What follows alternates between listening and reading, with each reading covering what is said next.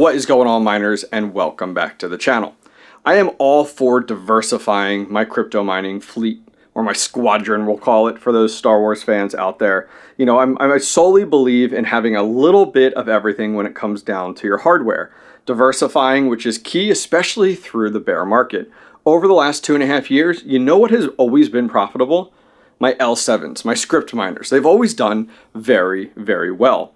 Well, I've been on the hunt. I've been looking for a deal. I've wanted to add one more L7 to my fleet. I currently have two L7s and a DG1 Plus, and they are just so profitable right now, even in a down market. And so I looked and I scoured the internet. I looked at different Discords. I talked with different individuals looking for a used L7 that was in my budget of $3,000. And well, we settled on eBay.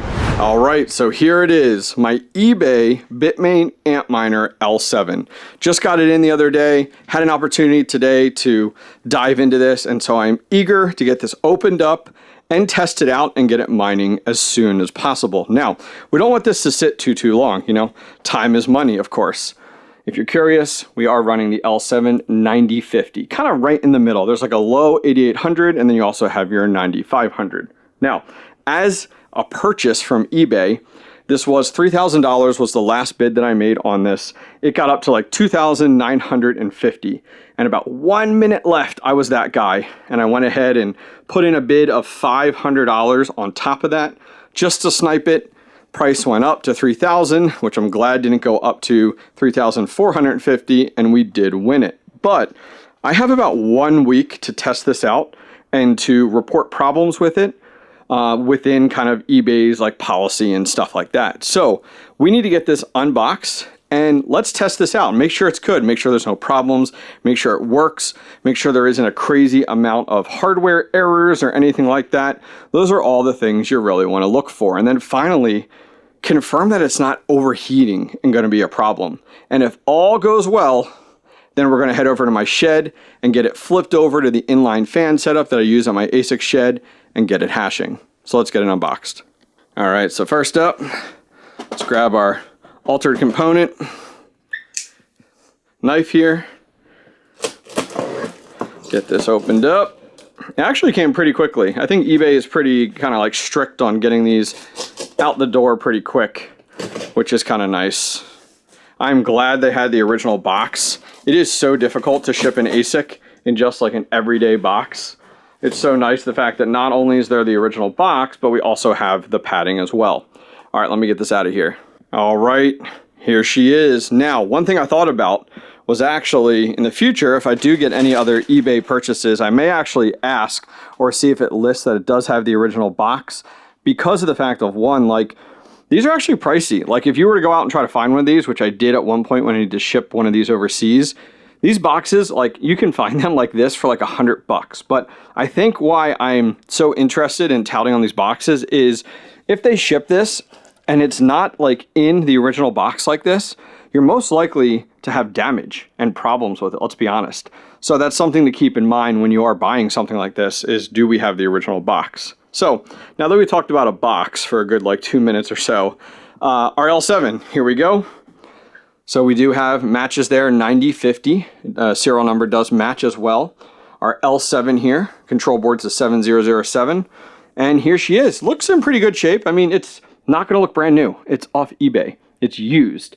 But everything looks good. We do have our two C13 to C14. Nothing too crazy. I mean, these screws don't look like crazy stripped to know that it's been worked on a ton. Now, someone could have replaced them. I get it. Piece of cardboard.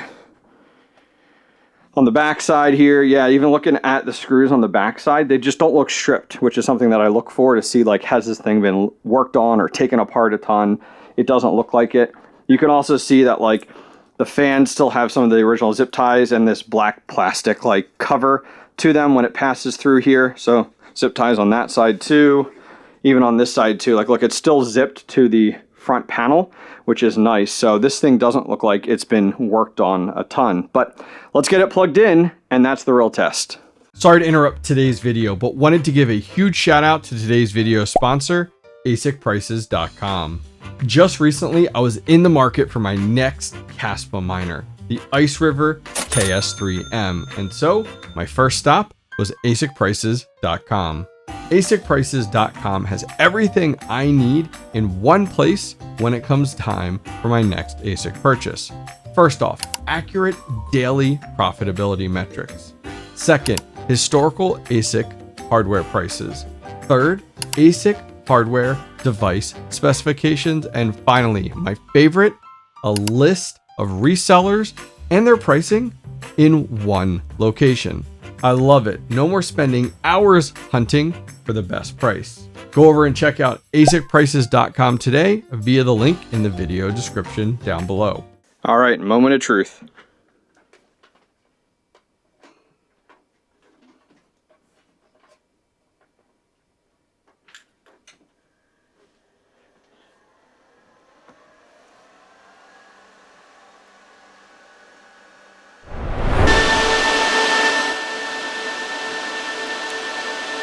All right, so you may be able to hear this thing start to power up in the background. It's actually slowly ramping up right now. So I'm going to try to talk a little bit louder. I was able to find this on my home firewall. We've logged into it. It's actually starting to hash away already. It is set up on the previous guy's wallet. You can see here, he was mining the F2 pool. AF Career 26 is what this says here. But other than that, some things to look at that I'm looking for is like everything's green across the top, which is great. Scrolling down, we can see that all three hash boards come up, which is awesome. I know sometimes in shipping, sometimes they could come a little loose with the cables, with the ribbon cables and stuff. You have to reseed them, but it doesn't look like the case here. Hardware errors are nothing crazy. I mean, we have one listed on the one board. You can get a number of these over time, but nothing too concerning. All the fans are registering there. So far, so good. The other thing I want to look at too is taking a look in the miner log just to see if we're seeing any major errors that are firing off here or problems or anything like that. And I'm not seeing anything initially here. Just kind of scrolling through, it's adjusting the frequency, which is what we expect at this point in time. So no major errors right now. So what I would like to do is I'm actually going to stop mining to his setup because we don't want to make him some extra money here. We're going to delete everything in here. We're going to go over to NiceHash. These have been doing really well, these L7s on NiceHash. We're going to do add miner, come down to connect your ASIC. We're going to select script, and we're going to name this here L7 underscore test. It gives us the pool for the stratum. I'm going to copy that. I'm going to paste that in here. Gives me the wallet address for my NiceHash wallet address, as well as the name. Paste that in there. And we're going to hit X.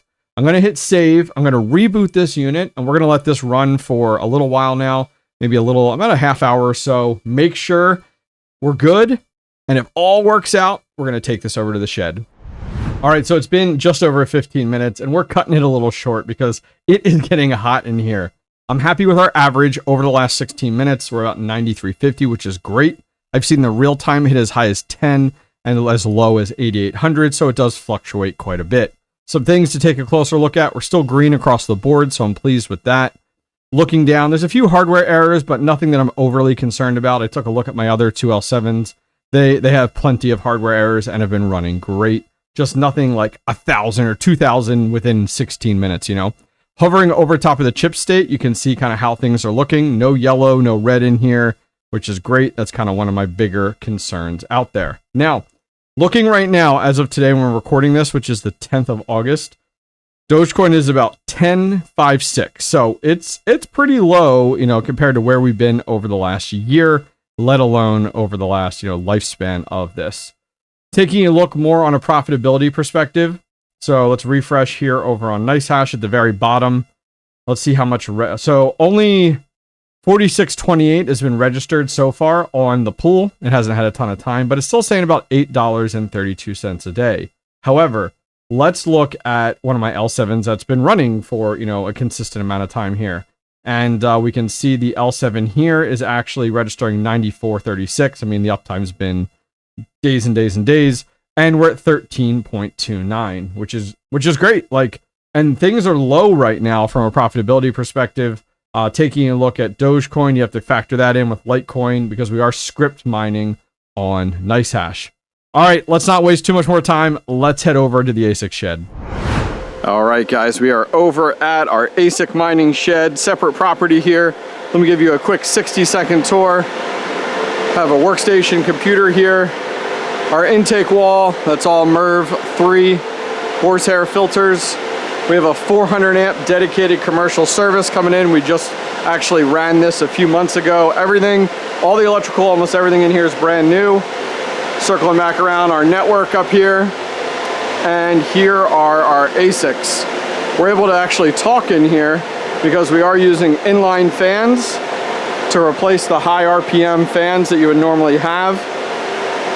Each one of the ASICs has a Shroud kit system on it with a 800 CFM AC Infinity inline fan. These are from Fruition Design, and then as I said, AC Infinity. And there's a little chip inside of all of these from Pivotal Pleb that allows the ASIC to control that inline fan instead of the high RPM fans that are screeching that are out there. So we got ASICs across the top. We got one opening up there, and then down below we have a few ASICs with 1, 2, 3, 4 openings down here. So I'm going to go ahead and put this L7 right here next to this S19K Pro. I just swapped it over. That's why there's a red light over there.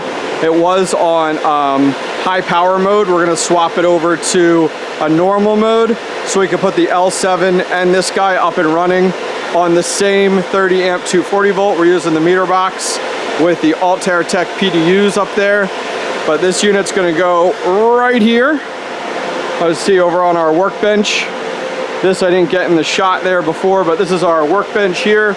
We have a 30 amp over there and a 30 amp over here that we'll eventually end up using. And then down below, all of our storage. So here is our L7. We're gonna get to work removing the high RPM fans, installing our shrouds, and then going ahead, getting the big inline fan in the front, and getting this guy up and hashing.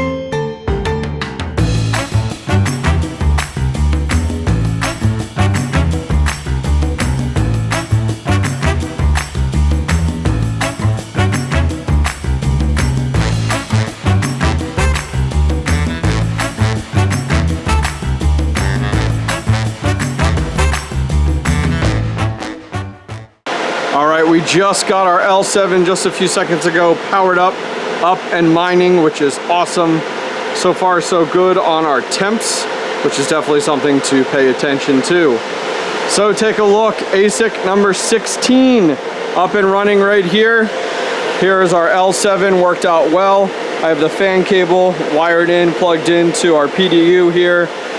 Inline fan running great. Everything came together really, really good. This is our cable. It looks like that Type-C, that USB Type-C cable that ends up running in and plugging into the Pivotal Pleb board. Everything is in place. We got all of our foil tape and also our hose clamp in the back. I did add a screw down in here. Just keeps the ASIC from moving with all the vibrations and everything. I always put the IP address right on the outside of it to make it easily identifiable. Right now, between our L7 and the S19K Pro in normal mode, we're just over 6,000 watts, about 6,020. So that comes to about 84% We try to stick to, as miners, the 80% rule. However, I am comfortable pushing it upwards of right around 6,000 because of the fact that all of the wiring from the ASIC all the way to the meter box, to the PDU, over to our breakers here, out to the 400 amp panel, and all the way out to the pole, everything was run by us. So it's all brand new. We know the quality of the work, so I'm comfortable at 84%. That's not a problem. Maybe 61, 62%, just hitting about 85% maybe, but I probably wouldn't go farther than that. But guys, another miner up and running here at our ASIC shed. We have one slot left there, and 2, 3, 4 total slots left in our shed. Guess we're gonna have to start looking at hosting more and more, as we are not stopping from buying more and more miners, continuing to double down and diversify here at the shed. All right, guys, it's gonna wrap things up for today. Thank you guys very much for joining me. I'll see you guys next time. Take care. Today's video is sponsored by the team over at altairtech.io. I was in the market to purchase one of the newest generation Bitcoin miners, and Altair Tech had exactly what I was looking for. The Bitmain Antminer S19K Pro 120 terahash Bitcoin ASIC miner. I ordered from Altair Tech via credit card and was amazed at how easy it was to check out. Within 3 days, I had a brand new Bitmain box sitting at my front door waiting for me. Since then, I've ordered a boatload of mining accessories from their store. The Epic UMC control board, as well as 5 of the Altair Tech 30 amp 240 volt L6 30P PDUs. Go over and check out altairtech.io today and use promo code TheHobbyistMiner for a discount at checkout.